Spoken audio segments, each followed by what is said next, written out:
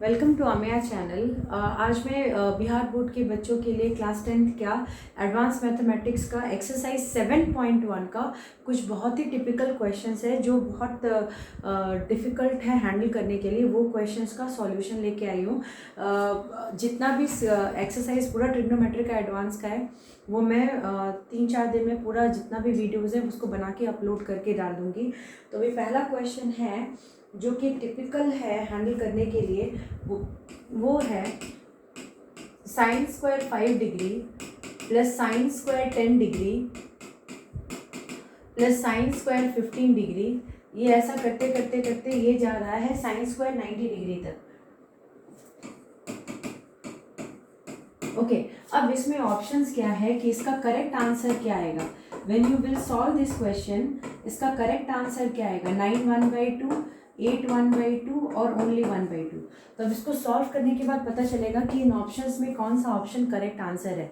तो सबसे पहले क्या करना है इसमें, first you check complementary angle. Complementary angle का मतलब क्या होता है कि जब दो एंगल का जोड़ 90 डिग्री के बराबर होगा तो उसको हम कॉम्प्लीमेंट्री एंगल कहते हैं। ठीक है, तो यहाँ पे फर्स्ट ये चेक करो कि कहाँ पे हम कॉम्प्लीमेंट्री एंगल कहाँ से शुरू कर सकते हैं ऐसे क्वेश्चंस के लिए। तो sine 5 degree, sine square 5 degree, sine square 10 degree है। अब यहाँ से लेते आओ और यहाँ पे साइन स्क्वायर 45 डिग्री लेते हैं, साइन स्क्वायर 45 डिग्री, और फिर लेकर के अगर हम इसको चलेंगे तो sign square 80 degree plus sine square 85 degree plus sine square 90 degree. Okay, so now अब चेक करो कि कौन किसका कॉम्प्लीमेंट्री है। 5 डिग्री और 85 डिग्री, इन दोनों को जोड़ो, 5 डिग्री और 85। When you will add this two you will get 90। 10 degree and 80 degree you will get 90। तो अब 5 का टेबल बनाओ, जस्ट एक बार ट्रस्ट करके देखो कितना आसान होगा। 5 10 15 20 25 30 35 40 45 50 55 60 65 70 75 80 85 एंड 90। अब 5 के साथ कॉम्प्लीमेंट्री कौन आएगा? 5 के साथ कॉम्प्लीमेंट्री आएगा 85। ठीक है, काउंट करो हाथ में। 5 के साथ कॉम्प्लीमेंट्री कौन आएगा? 5 प्लस 85 कितना हो गया? 90। अब 10 प्लस 80 90, ये 2 हो गया। 15 प्लस 75 90, 3 हो गया। 20 प्लस 70 90, 4 हो गया। 25 प्लस 65 90, 5 हो गया। 30 60 कितना हो गया? 6 हो गया। 35 55 7 हो गया। 40 50 8 हो गया। ठीक है, अब ये आ गया 8। इन दोनों का कॉम्प्लीमेंट्री मतलब ऐसे 8 एंगल्स हैं जिन मतलब इनको जब जोड़ेंगे तो हमको 90 मिलेगा। तो ये आ गया 8। और साइन 90 का वैल्यू क्या होता है? साइन 90 का वैल्यू होता है 1। तो हो गया 8 प्लस 1 9। तो अब ये जो स्ट्रैटेजी है ना, इस स्ट्रैटेजी को इसको सॉल्व करने में यूज़ करेंगे। कैसे करेंगे? बहुत सिंपल तरीका है। Sine square 5 degree plus sine square 85 degree, complementary को साथ लेते जाओ। और कितनी बार आएगा ये? Sine square 10 degree plus sine square 80 degree. ये इधर से उठाए और ये लास्ट वाला उठाए 90 डिग्री को छोड़ करके। ठीक है, तो अब ये 85, ये देखो 5 और 85, 10 और 80, इस तरह से करते करते ये कहाँ तक आ गया? साइन, जहाँ तक लेकर के जा रहे हो लास्ट वाला कहाँ तक आया था? 40 और 50। तो sine 40 degree, sine square 40 degree plus sine square 50 degree. Counting में तो हमको पता है कि कितने बार आने वाला है। काउंटिंग में आने वाला है 8। एंड देन अब लिखो साइन 45 डिग्री, क्योंकि 45 डिग्री को मैंने अलग करके रखा था। साइन 45 डिग्री, यहाँ पे साइन 45 कवर ही नहीं हो रहा है। And sine square 90 degree. बस ये दोनों एंगल को लिख लिया। अब इसको क्या करना है? ये टोटल, अब इसका कॉम्प्लीमेंट्री एक स्टेप लिखा ना, अब दूसरे स्टेप में क्या करना है? 50 डिग्री को कैसे लिख सकते हैं? पता है ना कि साइन स्क्वायर थीटा का मतलब साइन थीटा होल स्क्वायर होता है। अब यहाँ पे साइन स्क्वायर 50 डिग्री, तो ये साइन 5 डिग्री के बदले में हम 90 माइनस 5 डिग्री लिख सकते हैं एंड होल स्क्वायर कर दो। अब यहाँ पे साइन स्क्वायर 85 को वैसे ही रहने दो। अब यहाँ पे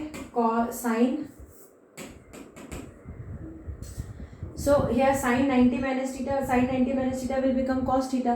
So here sin again 80 है, 9 10 है ना, तो यहाँ पे हम इसको लिख सकते हैं 10 दिस मच. सो 5 डिग्री की जगह पे हम यहाँ पे sin 90 माइनस 85 लिख सकते हैं, तो वो जल्दी हो जाएगा कन्वर्ट, कॉस में कन्वर्ट हो जाएगा. तो अब ये हो गया होल स्क्वायर, इसका बाहर में आ गया. अब प्लस साइन स्क्वायर 80 डिग्री. अब ऐसे करके चलते चले जाना है. साइन 45 डिग्री का value 1/√2 whole square plus sine 90 का वैल्यू 1. तो अब ये कितनी बार आएगा? अब ये साइन का जो वैल्यू है इसको क्या आ जाएगा? Sine 90 minus theta is cos theta. ये आ गया cos square 85 degree. Sine 90 minus theta क्या होता है? कॉम्प्लीमेंट्री एंगल का formula. Sine 90 minus theta is nothing but cos theta. तो यहाँ पे कॉस थीटा लेकर लगा देंगे, तो यहाँ पे थीटा की जगह पे क्या 85 डिग्री, तो 85 डिग्री लिख लो. अब यहाँ पे प्लस साइन स्क्वायर 85 डिग्री. अभी पहले तो हम लोगों ने जोड़ के ऑलरेडी रख लिया ना कि कितनी बार आएगा ये. अभी आ जाएगा sign square 80 degree plus cos square 80 degree. अब नेक्स्ट वाला क्या आ जाएगा? Sine square 75 degree. तो अगर ये यहाँ पे आ रहा है ना 85 आ रहा है, 80 आ रहा है, अब 80 के बाद 75, तो sine square 75 degree plus cos square 75 degree. ऐसे कंप्लीट करते करते साइन इसका आ गया 1/2 एंड ये. और ये कितनी बार हम लोगों ने कैलकुलेट करके रखा था? 8 + 1. सो 8 + 1 9 लिख देंगे. 9 प्लस साइन 45 का वैल्यू 1/2. सो ये कितना हो जाएगा? 2 9 से 18 19. 19/2 मीन्स 9 1/2. तो इसका आंसर कितना आ गया? इसका आंसर आ जाएगा 9 1/2. So option B will become the correct answer. तो इस तरह से भी क्वेश्चंस को हम सॉल्व कर सकते हैं, मगर तरीका मैंने आपको बता दिया. करना क्या है, what you have to do here, how you have to solve the question. Sine square 5 and 85 complementary angle है. कॉम्प्लीमेंट्री एंगल में sine of 90 minus theta cos theta आता है. तो 5 डिग्री को मैंने 85 में कन्वर्ट कर दिया, तो कॉस 85 आ गया. जब 5 डिग्री को 85 में कन्वर्ट किया तो साइन के बदले में क्या आ गया? कॉस. और पता है कि sine square theta plus cos square theta, angle theta same रहेंगे, तो वहाँ पे क्या हो जाएगा? 1 हो जाएगा. तो एक बार इस क्वेश्चंस को, इस तरह के क्वेश्चंस को सॉल्व करेंगे तो बस एक बार वीडियो को फिर से चेक करके देख लो कि कैसे इसको सॉल्व करना है. बहुत शॉर्टकट तरीके से मैंने बताया कि बस उसको कैलकुलेट करो. जो मोस्ट इंपॉर्टेंट थिंग था ना, उसको कैलकुलेट करके निकाल दिया मैंने कि 5 10 से लेकर के 85 तक लेके गए.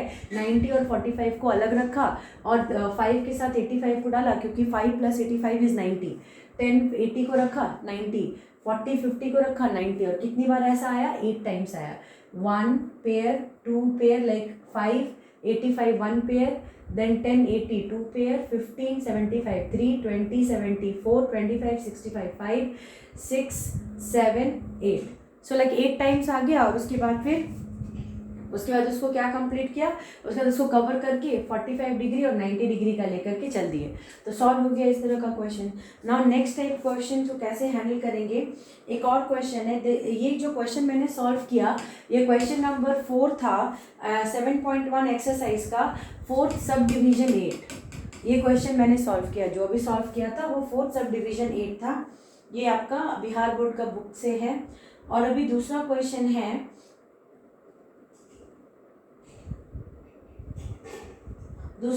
है, कि अगर इस तरह से अप्लाई क्वेश्चन नंबर 6, बाकी का तो आप सप्लीमेंट्री एंड कॉम्प्लीमेंट्री एंगल की इसमें से आप चेंज कर लोगे. अगर किसी ने ये क्वेश्चन दे दिया कि tan theta will be equal to -√3 और यहाँ थीटा जो है वो लाई कर रहा है 0 डिग्री से लेकर 360 डिग्री तक. तो फर्स्ट थिंग इज दैट कि आपको tan थीटा थीटा का वैल्यू निकालना है. यहाँ पे you have to find the value of theta. और थीटा कहाँ से कहाँ तक ला सकता है? थीटा जो है वो 0 से 360 डिग्री के अंदर में आएगा. और बट हियर tan थीटा का वैल्यू -√3 है. -√3 का मतलब क्या हो गया? अब यहाँ पे एक सिंपल लॉजिक सिखाती हूँ, बहुत आसान है. कि अगर किसी ने बोला कि फर्स्ट क्वाड्रेंट में tan का वैल्यू, तो एक सिंपल पार्ट है कि tan theta equal to √3 first quadrant में होगा, tan theta will be equal to -√3 second quadrant में होगा, tan theta will be equal to √3 third quadrant में होगा, and tan theta will be equal to -√3 fourth quadrant में होगा. तो इसका मतलब second quadrant and fourth quadrant में ही थीटा का वैल्यू जो है वो नेगेटिव होगा, मतलब एंगल, क्योंकि यहाँ पे tan थीटा इक्वल टू -√3. तो यहाँ पे वैल्यू आंसर्स नेगेटिव आ रहे हैं. तो tan का वैल्यू कहाँ पे नेगेटिव होगा? tan का वैल्यू सेकेंड क्वाड्रेंट और फोर्थ क्वाड्रेंट में ही नेगेटिव नेगेटिव होता है। तो अब इसके लिए हमको क्या करना है, कुछ नहीं करना है यार, सेकेंड क्वाड्रेंट और फोर्थ क्वाड्रेंट का पार्ट में जाओ और चेक करो कि कैसे लिख सकते हैं। तो यहाँ पे सीधे सीधे डायरेक्टली हम इसको लिख सकते हैं, tan of minus pi by 3 will be equal to -√3। अब आप बोलोगे कि ऐसा कैसे कर दिया, सीधे सीधे यहाँ पे -π/3 इक्वल टू -√3 लिख दिया।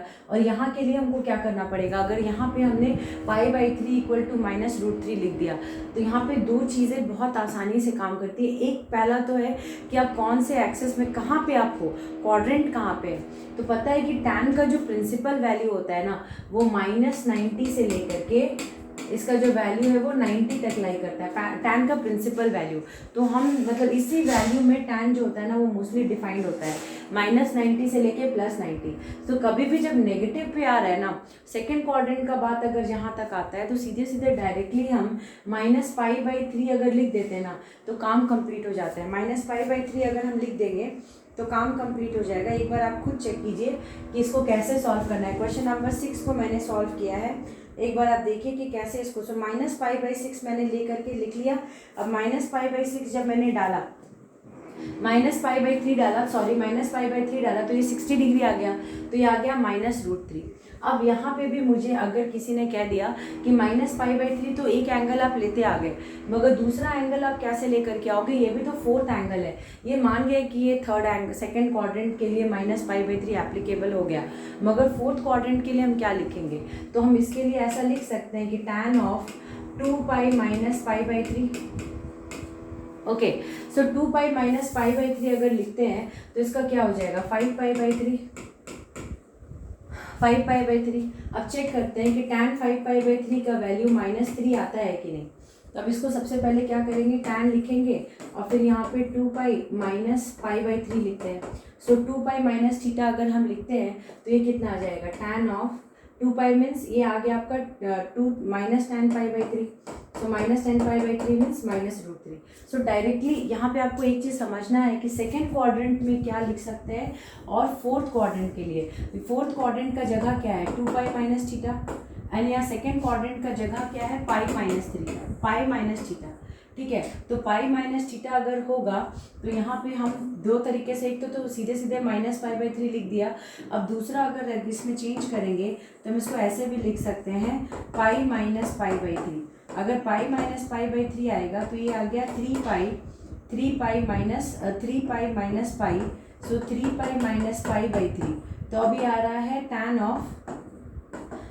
ऑफ 2π/3। सो सेकेंड क्वाड्रेंट को हम 2π/3 भी लिख सकते हैं, और डायरेक्टली बिकॉज प्रिंसिपल वैल्यू से अगर लेंगे तो -π/3 लिखेंगे तो भी -60 डिग्री मीन्स -√3 आएगा, और अगर 2π/3 लेंगे तो भी ये नेगेटिव आएगा। अब चेक कर लो 2π/3 नेगेटिव आ रहा है कि नहीं आ रहा है। tan ऑफ 2π/3 किसी ने आपको दे दिया, तो आप इसको कैसे ब्रेक करोगे, आप इसको बोलोगे कि 3 - π/3, क्योंकि 3π अगर एलसीएम लोगे तो ये 2π/3 आ जाएगा। तो मैंने आपको कल एक तरीका बताया था प्रीवियस वीडियो में कि 3 - 2 1 कर दो, तो 3 में से 2 गया तो 1 बचा, तो यहाँ 1 × π हो गया। सो π माइनस तो ये आ गया 2π/3। अब 180 - थीटा कौन सा क्वाड्रेंट है, सेकेंड क्वाड्रेंट। यहाँ पे tan नेगेटिव है, सो ये आ गया -tan π/3। अब ये सीधे सीधे -√3 आ गया, तो हमको tan √3 का वैल्यू लाना था। तो इस तरह से क्वेश्चन को हम आराम से सॉल्व कर सकते हैं, जहाँ पे हम वैल्यू को चेक करके निकाल सकते हैं कि कैसे इसका पाई का वैल्यू हम लेंगे। ओके, तो अभी दूसरा क्वेश्चन, अगर हम फिर से हम दूसरा क्वेश्चन सॉल्व करते हैं related to this next video.